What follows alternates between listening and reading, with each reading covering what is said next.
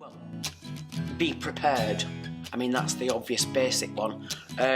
Dress appropriately. Don't have to dress exactly looking like the part, something that you're comfortable. If the character's sexy, you don't have to go in looking sexy, as long as you feel sexy, if that's, you know. Make sure that you do the research on the piece. Research what you don't know about the piece, the content of the piece. Make sure that you know your lines. Yeah. Go in with your script. I never go in without the script. Even if they might ask me to learn it, I always take the script in to refer to it. And I always do end up referring to it. They'll know the difference between you being familiar with it and not knowing it at all. Okay. So otherwise it's an exercise in remembering lines, and that's not what my audition's for. Really, my audition is to listen. Okay, yeah. And to respond to what my partner's saying to me. Do your research on your casting director? Do your research on your director? Do your research on the producer if they're going to be there?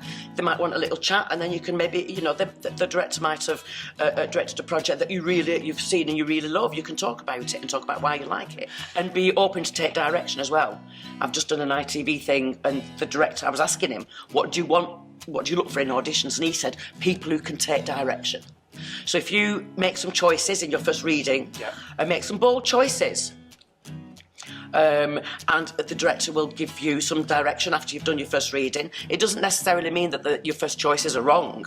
It just means that he wants to see if you can take, or she wants to see if you can take direction. If you're flexible and fluid and open to trying things, it's not about getting it right.